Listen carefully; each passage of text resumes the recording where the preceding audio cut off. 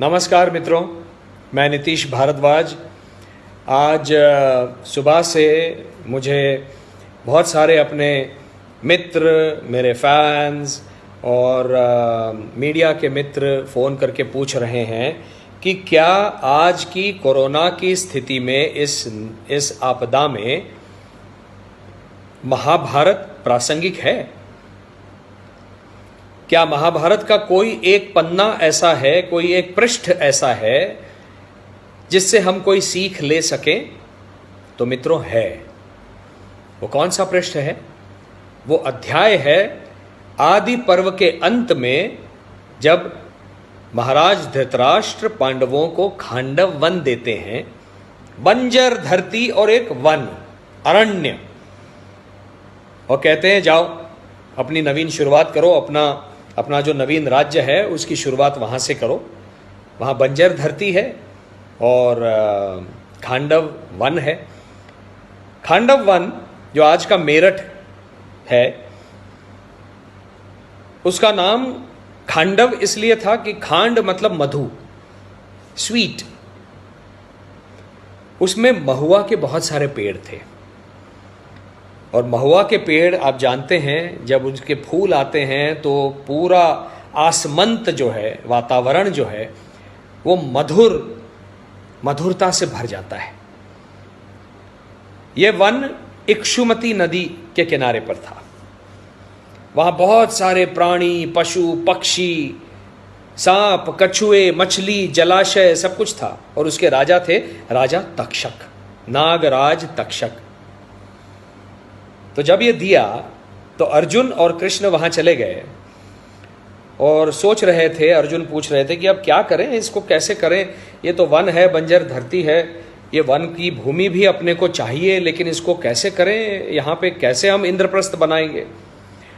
तो अग्निदेव उनके पास आए और उन्होंने कहा कि मैं 7 बार प्रयास कर चुका हूं इस वन को जलाने का, और ये जो राजा तक्षक हैं जो यहाँ रहते हैं, नागराज, इनके मित्र हैं, परम मित्र हैं इंद्रदेव।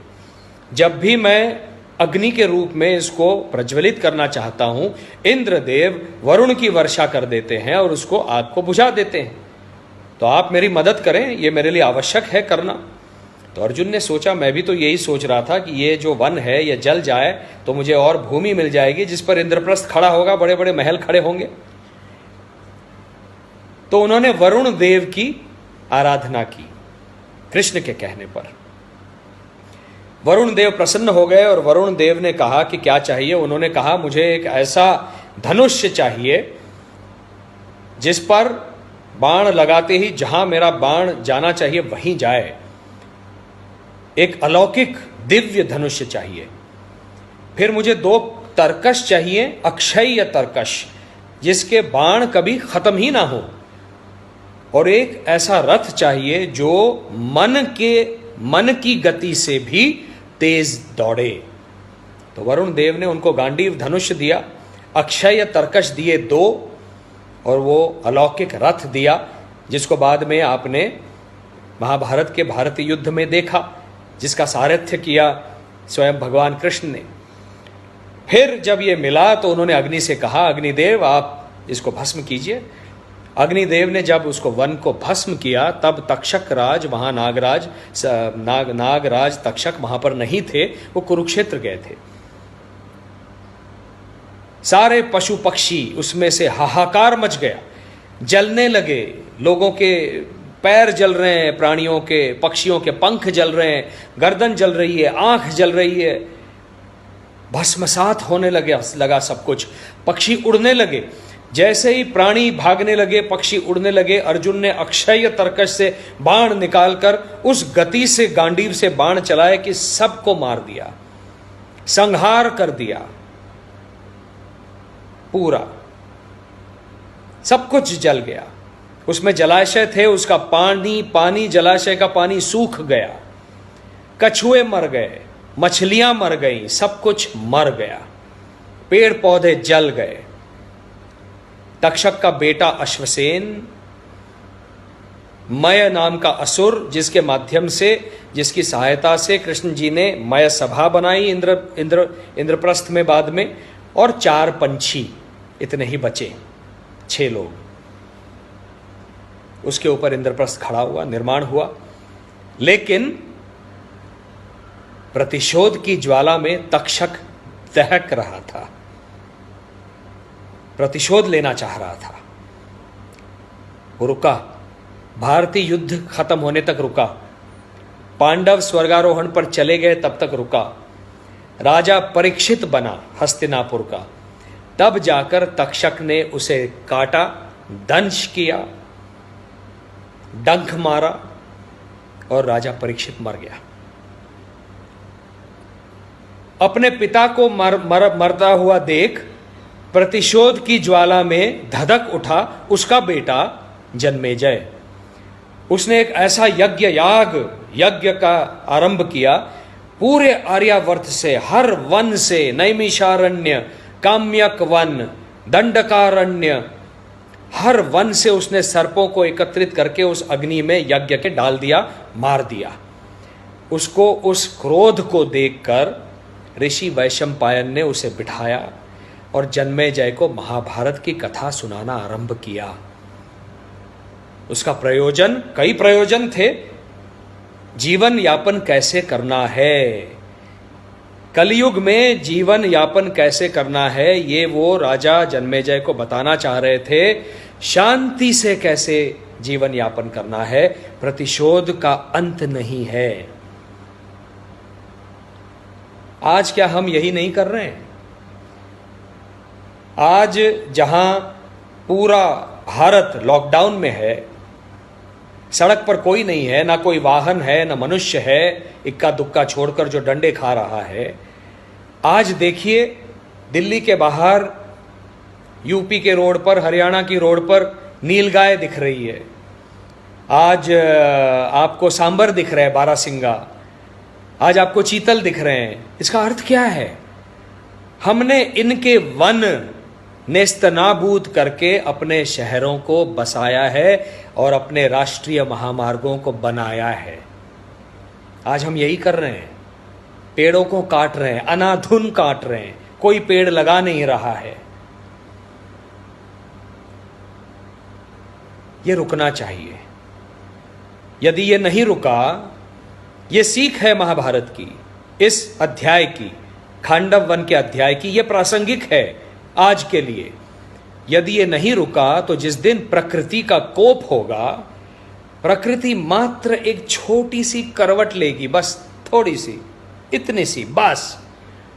वो रिक्टर स्केल होगा 10, और जिस तरह से डायनासोर्स का युग खत्म हो गया, समाप्त हो गया, ये मानव वंश समाप्त हो जाएगा, कुछ नहीं बचेगा। महाभारत के इस खांडव वन, इस अध्याय का, इस कहानी की प्रासंगिकता यह है कि आज हम सीख लें, प्रकृति के साथ संतुलन बना के रहना सीख लें, उसकी हार्मनी में जीना सीख लें। पशु, पक्षी, प्राणी, तितलियां, मधुमक्खियां, हर एक जीव उसके जीवन का आदर सम्मान करना सीख लें, को एग्जिस्टेंस सीख लें, लेट एंड लिव की भावना को सीख लें। हमको विकास चाहिए है, विकास किसको नहीं चाहिए? हमको प्रगतिशील बनना है, लेकिन उसके साथ में इन सब की भी रक्षा करनी है। यदि हमने ये नहीं किया, इन सब की रक्षा नहीं की, इनके साथ मिलजुल कर रहना नहीं सीखा, तो प्रकृति सुनामी भेज देगी, भूकंप भेज देगी, और बहुत अगर क्रुद्ध हो गई प्रकृति तो बस रिक्टर स्केल पर 10 की एक करवट, और यहां पर हम समाप्त। इसके लिए आज इस लॉकडाउन में ध्यान कीजिए, मेडिटेशन कीजिए, अपने अंदर झांक कर देखिए हम क्या कर सकते हैं, हम कहां गलत थे, और वो नया आचरण दिखाइए। इस लॉकडाउन के बाद हमको नवीन भारत का निर्माण करने का ये सुनहरा अवसर है। इसीलिए माननीय प्रधानमंत्री जी के जो 2 की वर्ड्स हैं, 2 संयम और संकल्प, उसके साथ में मैं जोड़ना चाह रहा हूं स्वाध्याय। स्वाध्याय करना है हमको ताकि हम एक बेहतर इंसान बने, बेहतर मनुष्य बने, जो प्रेम करना जानता है, जो शांत रहना जानता है। यहां पर आज ये जो अपने अगल बगल में शांति है, कोई हॉर्न नहीं बजा रहा है, पै पू, ये जो शांति है, इस शांति से प्रेम करना सीखिए। इस शांति को अपने हृदय में, अपने मस्तिष्क में, अपने हृदय में लाना सीखिए, ताकि हम इसी शांति को लॉकडाउन के बाद अपने अगल बगल में वातावरण में प्रसारित कर सकें। उससे ये मनुष्य वंश शांत होगा। इसी में मनुष्यता का भला है। स्वाध्याय करना है हमको ताकि हम एक बेहतर इंसान बने, बेहतर मनुष्य बने, जो प्रेम करना जानता है, जो शांत रहना जानता है।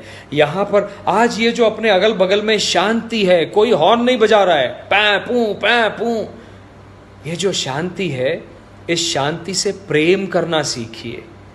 इस शांति को अपने हृदय में, अपने मस्तिष्क में, अपने हृदय में लाना सीखिए, ताकि हम इसी शांति को लॉकडाउन के बाद अपने अगल बगल में वातावरण में प्रसारित कर सकें।